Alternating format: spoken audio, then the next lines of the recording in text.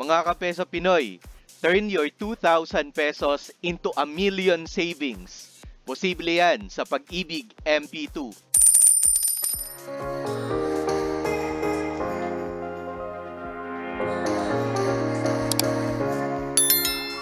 Ito ang dividend rate na idineclare ng Pag-ibig sa kanilang MP2 sa huling 5 taon.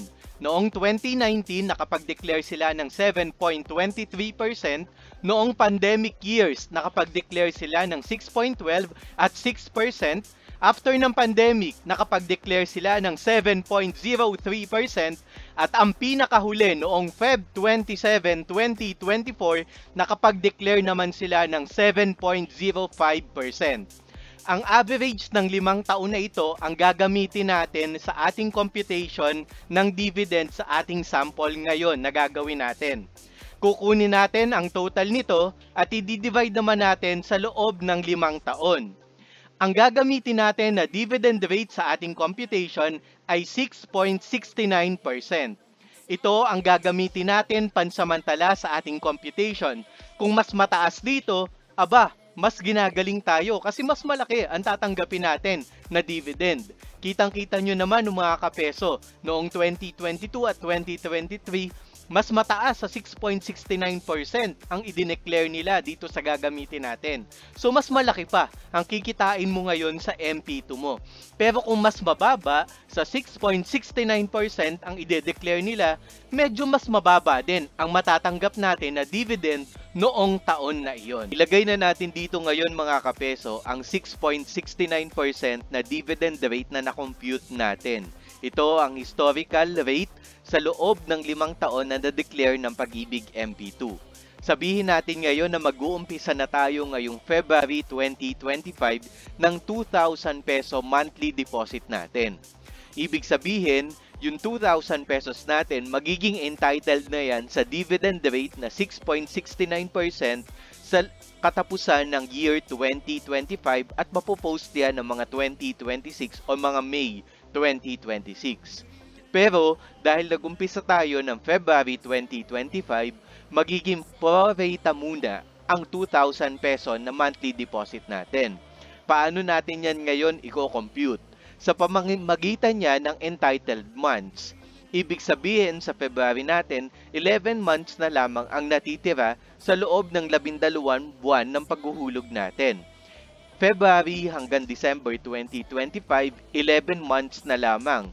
Ang March hanggang December 2025 ay 10 months naman.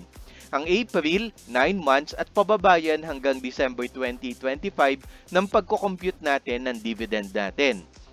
Paano natin yan i-compute? Ibig sabihin, yung hinulog natin na 2,000 pesos times 6.69% times 11 months divide 12 months in a year, yan yung makukuha natin na dividend income for 2025. Ang total money natin ngayon sa hinulog natin na 2,000 pesos plus dividend income ay 2,122.65 pesos na. Sabihin natin mga kapeso na tuloy-tuloy tayo ngayon na maghuhulog ng 2,000 pesos hanggang December 2025. Ang kabuuan ng nahulog natin ay 22,000 pesos. Ang dividend income naman natin ay nagkakahalaga ng 735 pesos. Kaya sa katapusan ng 2025 na makikredit sa May 2026, ang kabuuang pera na natin ngayon ay 22,735 pesos. Pero mga kapeso, kung mas mataas dito ang dividend rate na i-declare ng Pag-ibig sa kanilang MP2 sa 2025, mas mataas syempre ang ating total money. Ngayon mga kapeso, siguro mapapansin nyo, bakit parang simple interest method lamang? Akala ko ba compound interest method? Sa unang taon kasi ng paghuhulog natin sa MP2, yung mga unang hinulog natin, simple and interest method muna. Tapos i-add up lahat ng dividend income natin. At yung total money natin, yan ngayon ang magko-compound sa susunod na taon. Kung mapapansin nyo dito mga kapeso, yung buong kinita natin na 22,735, yan ngayon yung magiging subject sa dividend rate natin. Times 12 na yan mga kapeso. Kaya yung dividend income ng 22,735 pesos natin, 1,521 na. Kung dati 735, ngayon 1,521 pesos na. Kaya yung dati mong 22,735, sa year 2026, magiging 24,256 pesos na.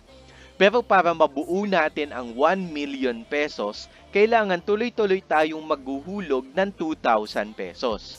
Kung mapapansin nyo rin mga kapeso, 6.69% ang ginagamit ko na dividend interest. Pero mga kapeso, sa totoong buhay, paiba-iba talaga ang dividend rate. Average method lamang ang ginamit ko sa computation natin. Kaya mas maganda kung tataas dyan. Siyempre, mas mabilis tayo makakaipon ng 1 million pesos. O mga kapeso, ilalagay ko na ngayon dito ang 2,000 pesos. Sabihin natin na tuloy-tuloy tayong naghuhulog ng 2,000 pesos. I-filter ko lamang yung mga taon na kung saan lalagyan natin siya ng 2,000 pesos. Hanggang mabuo ko hanggang 2026. So, nandito pa lang tayo sa 2033, pababa hanggang 2026. Yung 2025 kasi, na-fill out ko na yan ng 2,000 pesos. So, lalagyan ko na yan dito mga kapeso ng 2,000 pesos. 2,000, hanggang, ang estimate ko ay hanggang 2053. Pero tingnan natin kung hanggang saan tayo makakabuo mga kapeso. So, sa pagtutuloy-tuloy ng pagko-compute natin, anyway mga kapeso, every 5 years nagmamature yung MP2 natin. Kaya I suggest i-withdraw mo and then i-redeposit mo na lang. Gawa ka ulit ng panibagong MP2 account and then redeposit mo sa bago mong created na MP2 account. Ngayon, nasa 2031 na tayo, nakakapaghulog na tayo ng in total ng ganitong amount, kasama na dyan yung dividend, pero hindi pa natin nabubuo yung goal natin na 1 million pesos. By 2037, nakabuo na tayo ng 486,000 at by 2041, 739,000 pesos naman at year 2045 mga kapeso.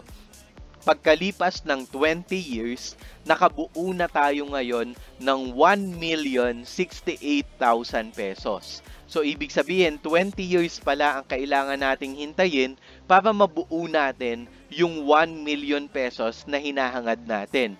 Pero tingnan nyo mga kapeso, after ng 2045, mabilis na nating mabubuo or mabilis nang lumalaki yung pera natin kasi mataas na yung base value natin. Kaya nga by 2053, halos na doble na agad natin yung 1 million pesos natin at naging 2 million pesos. That is after 2053 to 2045, almost 8 years, nakabuo ulit tayo ng 1 million pesos. Pero dahil nga ang goal naman natin ay makabuo ng 1 million pesos, matatapos yan by year 2045. Pero mga kapeso, di ba minsan nakakatanggap naman tayo ng 13th month pay? Every November ba yan or every December? What if yung 2,000 pesos natin, doblehin natin tuwing November o kaya naman December? Depende sa case nyo kung kailan nyo natatanggap yung 13th month pay nyo. Ito ay testing lamang mga kapeso para mapabilis yung pagbuo natin ng 1 million pesos natin. Sabihin natin na dinodoble natin yung 2,000 pesos na hinuhulog natin. Tingnan natin ngayon kung may difference ba o mas mabilis ba nating mabubuo yung 1 million pesos. By 2040, 725k na. By 2042, 881k na. At kung mapapansin nyo, almost nabubuo na natin siya by 2043. At pagdating ng 2044, lagpas-lagpas 1 million pesos niya na ang nabubuo natin. If you can see the difference by 2 years mga kapeso or 2043 or magiging 18 years dahil nagdadagdag tayo tuwing 13th month pay natin. Sabihin natin mga kapeso na halimbawa naging consistent na ngayon si Pag-ibig sa 7.05%. Testing lang to mga kapeso kasi dito 6.69% yung ginamit natin.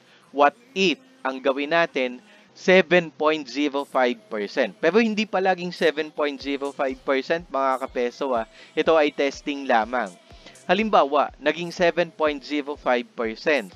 Kailan kaya natin mabubuo ngayon yung 1 million pesos natin?